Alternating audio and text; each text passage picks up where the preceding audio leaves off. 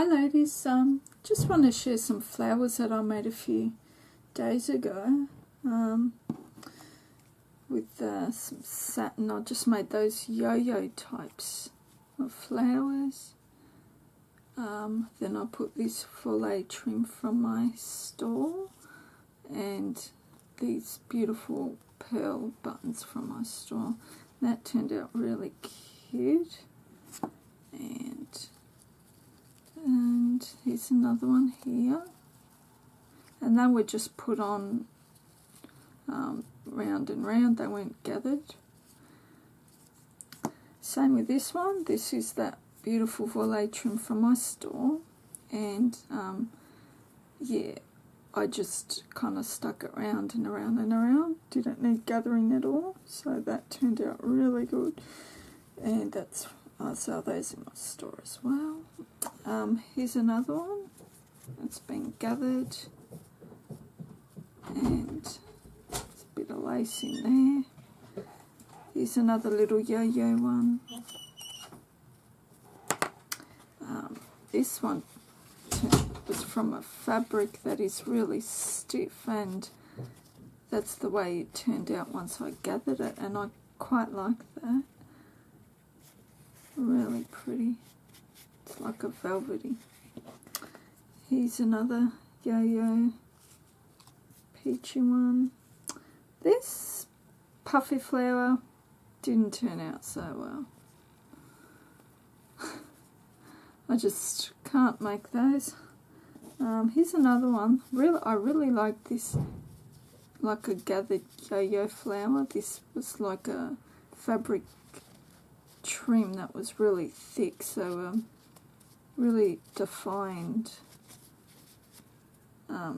See, the lighter type of material you get this effect, and the more thicker type you get that effect, and I used the exact same technique. And with this thicker one, oh well, yeah, I didn't double, yeah, they've been folded over, but this one wasn't folded over. Yeah.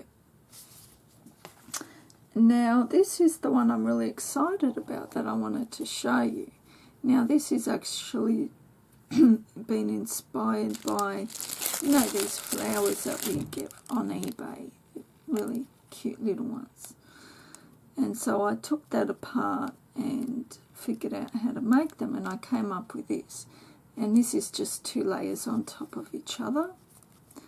So the bigger you cut the strips, the bigger your flower. So let's begin with the tutorial. So any size ribbon, and just with the eye, just depending on how big you want it. What I do is once I cut the first strip, I hold it over the next one so I know roughly. So you want to cut at least 8 or 9 strips.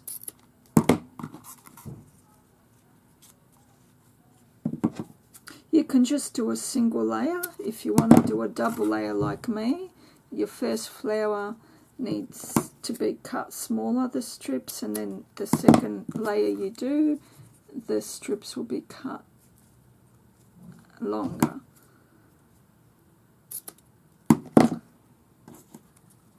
think we'll do 2 more. I haven't been counting, but it's very frustrating. In the beginning, you will get really annoyed, and you will still get annoyed. So I'll just do a double knot at the bottom. I did a tutorial before where I totally stuffed it up.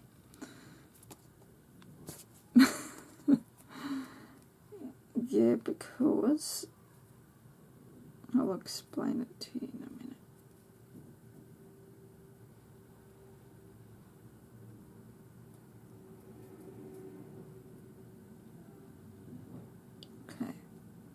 So now what you do is you want to fold it in half like that, more than half. So this is half here, but what you want to do is you want to turn it down from about there. So it's like that. Right?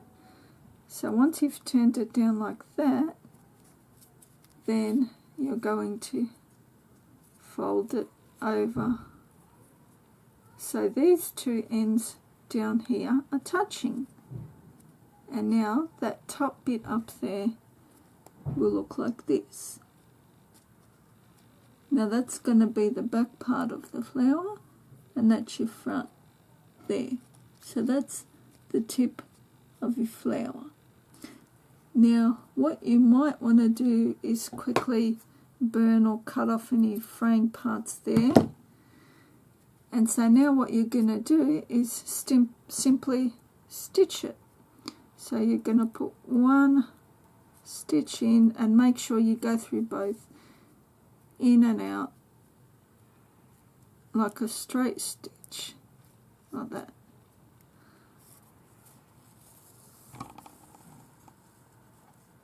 There we go. So there's your first one. There. So now we're going to do the second one again, like that, and then like that. See, if you fold it in half, like this is what happens. If you fold it in half like that, when you go to fold it over, see your point? It doesn't stay down. So that's why I tell you to fold it like that. And then fold it over, because your point stays together. Do you know what I mean? And remember, these 2 points down here have to meet because they have to be straight stitched together. But so after they meet, it just doesn't feel right up here. So I might redo it again. So I might say, I'm just going to do it my way, sorry guys, make it easier for myself. So what's going on here? Yeah, that's better. Right, that sits. And then what you want to do is hold the 2 bottom bits, and then when you hold them, you want to just see that that sits. I mean, you're going to have that part opening there, but it doesn't matter, because when you sew it up and they're all bunched up next to each other, it's not going to matter. Again, you might want to quickly get rid of the fraying. Saves you having to cut it later, I suppose. It might even be better if you kind of singe the bottom parts, but I'm just lazy. And then you just straight stitch it across.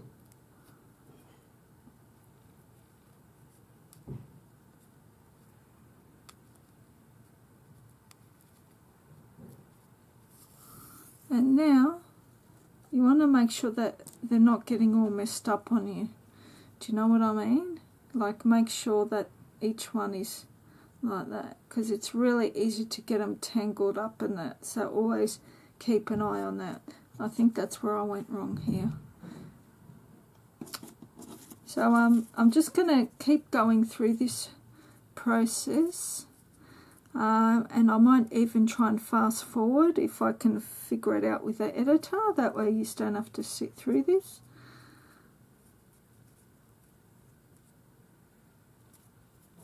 Hopefully you've got the hang of it. So, straight stitch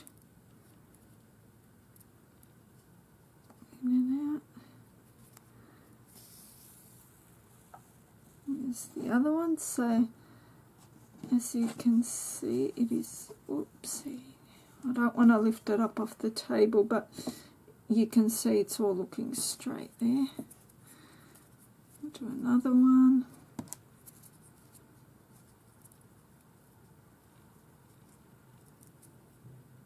Yep, good enough.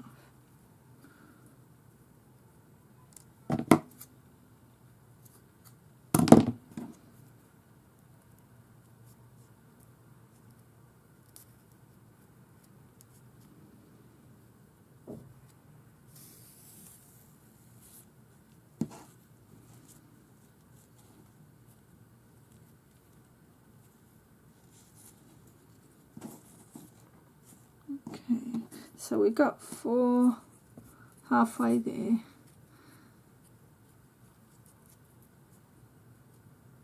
I don't know how they do it with the tiny ones.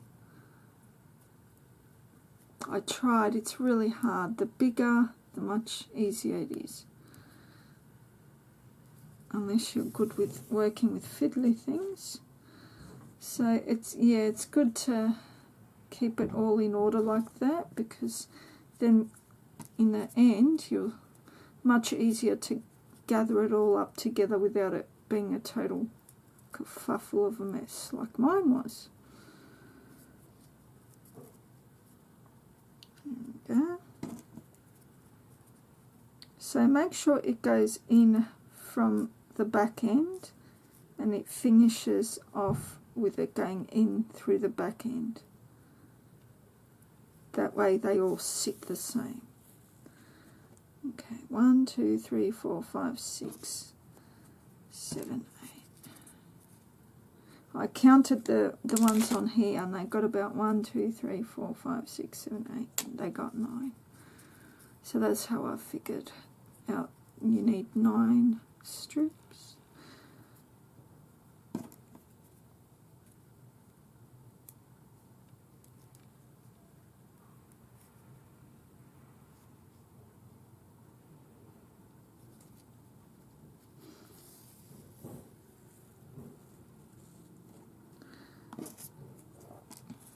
I'm really happy with the way it's turning out. It's probably one of my best ones so far.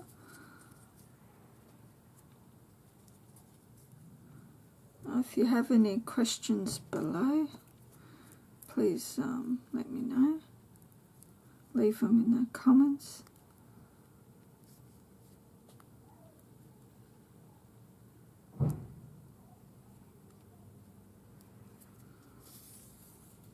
And we'll cut out one more. Oh, I should have cut that. That was fraying. You can always cut the frame afterwards anyway. A bit more longer.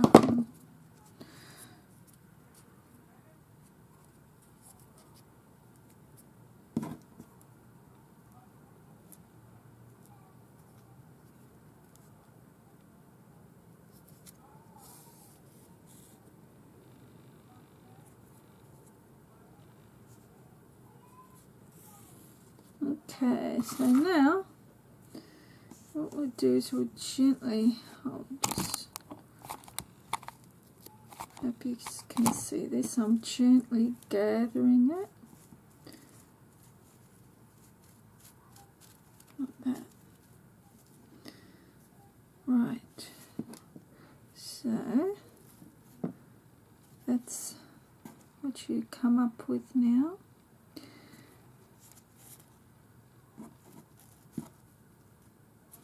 That's one end, and that's the other end.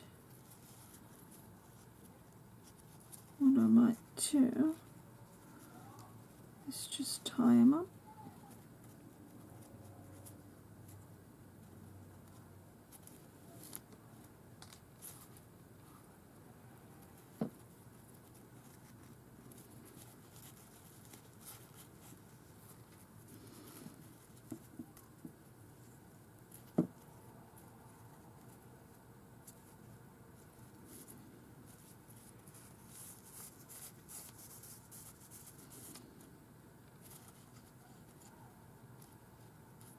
Okay.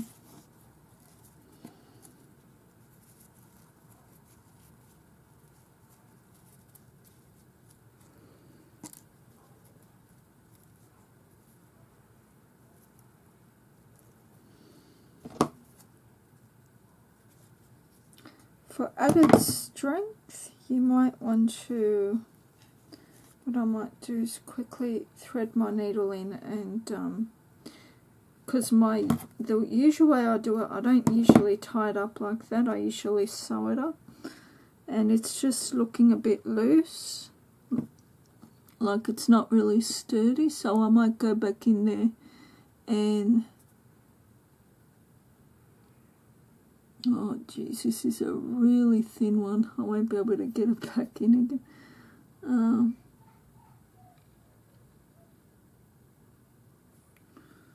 God, I don't know how I got it in to begin with.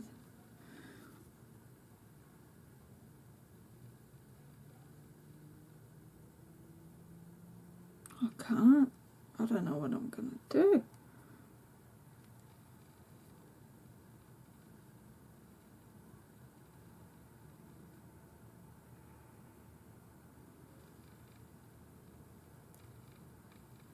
Wow, I don't know how I did that.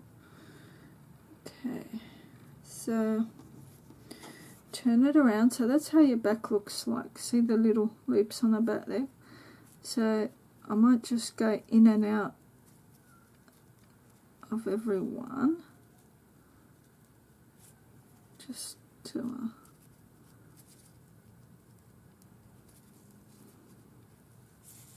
more strength, yeah.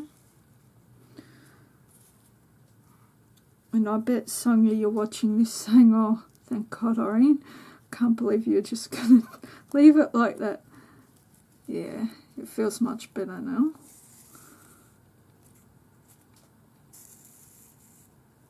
And also I've taken your advice, Sonia, and I've made my packaging a lot nicer too. With embellishment swap. I was just going to put everything in the actual box, but no, I put all the laces and the bags and the buttons, made cute little, you know, packagings for them. So that, yeah, much happier with that. Alright, getting back to this flower. Yeah, that feels a lot more sturdy. So once I've gone around there, we'll turn it over, have a look at it from this side and see where, just looking at that now, yeah, it's not perfect, but you know what, if you put a big enough embellishment on there, you can hide all that there. Maybe something a bit smaller. Maybe that's a bit too small, but that's cute, isn't it? Yeah, I'll just quickly tie it up. So what you can do now is make another one and stack them on top of each other. That's it, that'll do.